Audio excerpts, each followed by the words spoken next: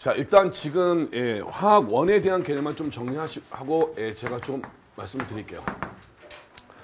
지금 정답 여기 고등학교 2학년 학생이니까 고2 학생이고, 자, 화학 원을 자, 지금 수능에서 지금 선택한다. 자, 수능에서 화원을 선택한다고 지금 마음 먹고 겨울방학 때 지금 정리를 하려고 합니다. 자, 수능에 선택을 하는데 일단 수능에서 화원을 선택한 첫 번째 이유를 보면 되게 물원 화원 조합보다는 화원 생원 화원 생투 조합이 제일 많습니다. 그럼 화원하고 자, 화원하고 생원을 조합한 친구들은 일단 서울대를 아닌 다른 연대나 뭐 고대 일반 학교 생각하고 생투를 선택하는 친구들은 서울대를 선택하거나 뭐 이과 개념을 선택하겠죠. 자, 근데 물원을 선택하는 친구들 같은 경우는 물원하고 화원을 선택하는 친구들이 이렇게 있습니다. 자, 일단 지금 보시면 이 여러 가지 과목 중에 자, 중학교 과정부터 지금 보면 되게 생물하고 물리화학하고 지학 쪽으로 이렇게 구분이 져져 있어요. 그래서 생물적 과목이라고 하는 자체를 중학교부터 이게 독립적인 과목으로 보고 물리하고 화학하고 지학을 물상이라는 과목으로 통합해서 애들이 보통 생각을 많이 합니다. 자, 그래서 이과적 개념이 강한 친구들은 나는 이과에 하는 친구들은 일반적으로 물리적 개념에 대한 개념이 굉장히 강한 친구들이 이과적 개념이 굉장히 강해요. 그래서 난 이걸 굉장히 하고 싶은데 그래서 고1 때부터 지금 고1 설명회를 가보면 우리 선생님 우리 애는 화학이나 생물보다는 물리가 좋은데 어쩔 수 없이 화학을 선택했어요. 이러는 친구들이 굉장히 많습니다. 지금도요. 제가 고3 수업을 들어가면 나 선생님 화학원이 싫은데 어쩔 수 없이 화학원을 해요. 하면서 화학원을 접근합니다. 그래서 점수는 잘 나옵니다. 점수를 잘 나오니까 그래 엄마가 점수가 잘 나오니까 근근히 그냥 화학원을 선택해라. 지금도 이것 때문에 갈등하는 친구들이 굉장히 많아요. 제가 어제도 모 고등학교 수업을 하는데 선생님 저는 물리도 잘 나오고 화학도 잘 나오고 생물도 잘 나오고 과학을 잘하는 친구예요. 근데 선생님 저 물리를 계속해도 될까요? 아니면 화학원을 어떻게 그냥 선택할까요? 특목고 애들이 많다고 하는데 어떻게 할까요? 네가 뭐가 제일 좋아요? 저는 물리가 너무 편해요. 왜 편하니 그랬더니 저는 그냥 물리 딱딱 떨어지는데 화학보다는 물리가 훨씬 편하고 그래 네가 편한 거 선택해라. 근데 엄마가 너무 걱정하세요 이렇게 얘기를 합니다. 그러니까 얘도 주변에 걱정하고 선배들이 막 말리니까 내가 할까 이렇게 정체성이 자꾸 흔들리는 거예요. 저는 근데 괜찮다 해라. 야 과학고가 50점 맞고 네가 50점 맞으면 과학고는 거의 뭐 200점 준이 아니다. 똑같다. 이렇게 하고 선택하라고 얘기합니다. 그 이유는 뭐냐면 여기 애들이 화학원이나 생물원이나 물리원 중에 가장 편하게 공부하는 과목이 어떻게 보면 물리예요.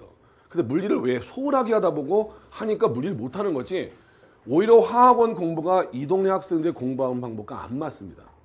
왜 안 맞냐? 여기 애들 공부하는 스타일은 뭐냐면 빨리 후다닥 해치우고 빨리빨리 끝내야 된다는 공부가 굉장히 많아요. 그래서 대충 공부하고 감만 잡으면 안다는 생각에 사로잡히고 문제로 바로 들어가 버립니다. 그러다 보니까 정확하게 꼼꼼하게 공부하는 공부가 잘 안 됩니다. 그래서 점수가 6월달까지 잘 안 나와요. 근데 또 6월달까지 점수가 안 나오면서 여기 애들은 또 핑계가 있어요. 엄마 수학 잡느라고 과거 좀 나중이야.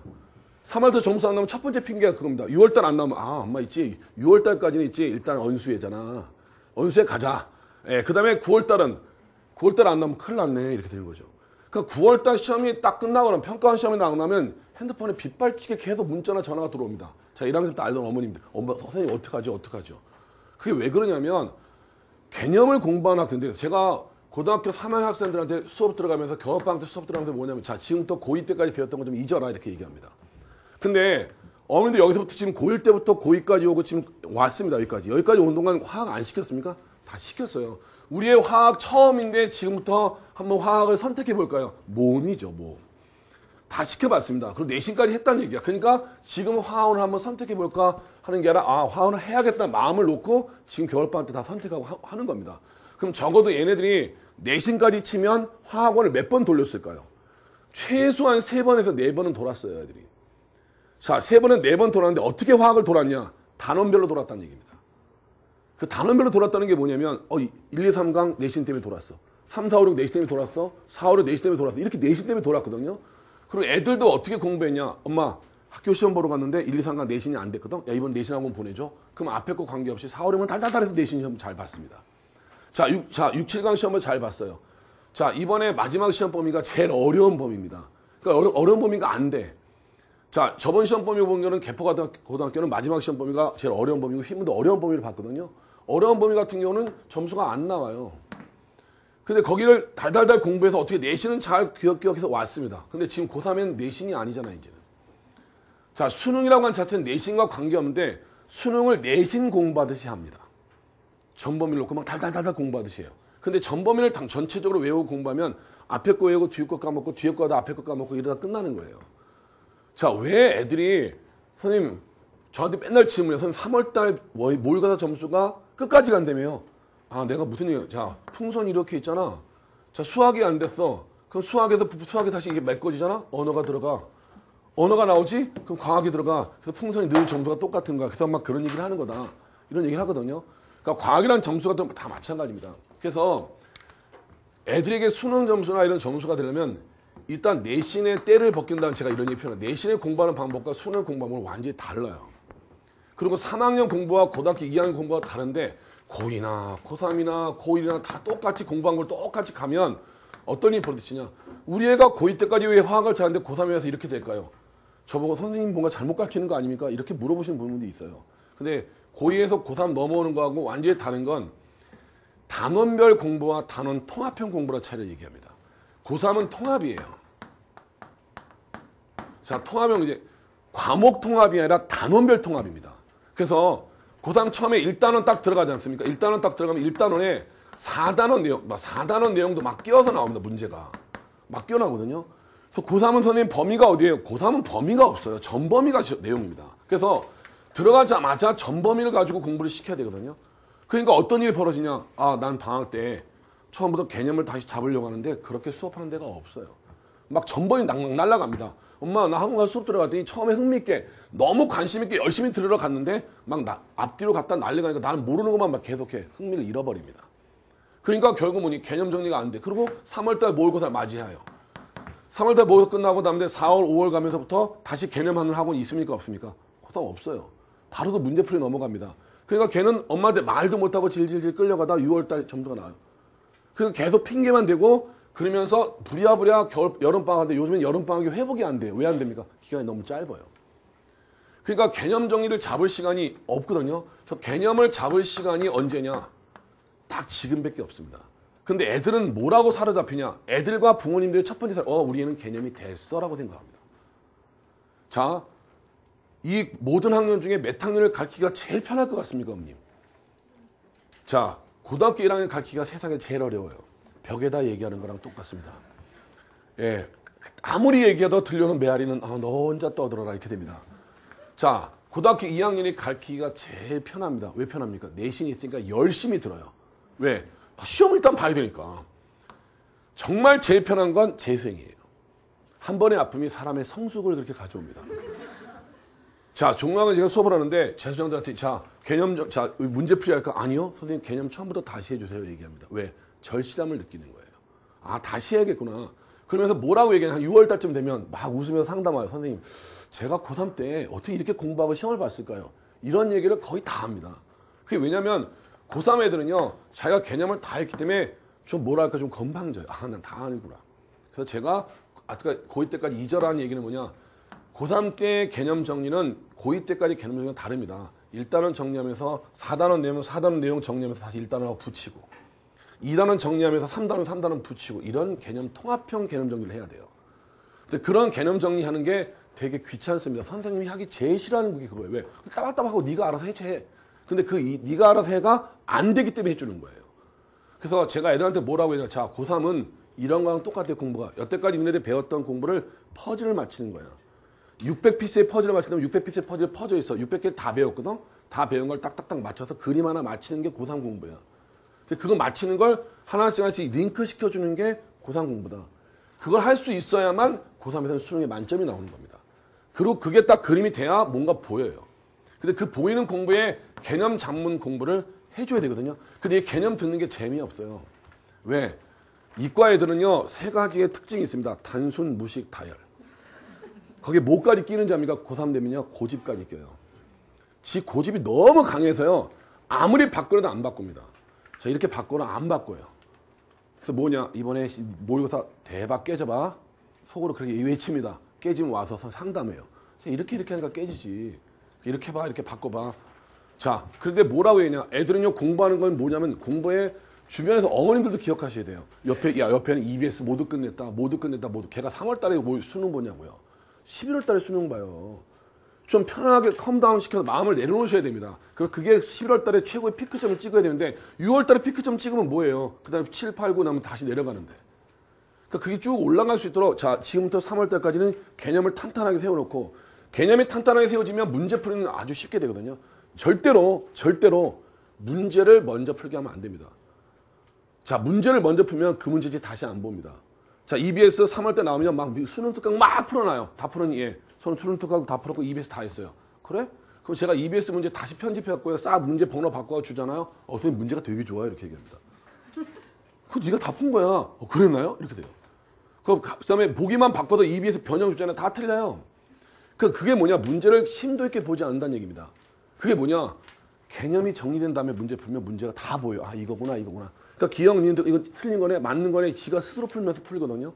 애들은 또 뭐냐? 문제를 틀려놓고 뭐라고 얘기하냐? 실수라고 얘기해요. 자기를 합리화시킵니다. 제일 잘하는 게 누구죠? 남자애들이죠.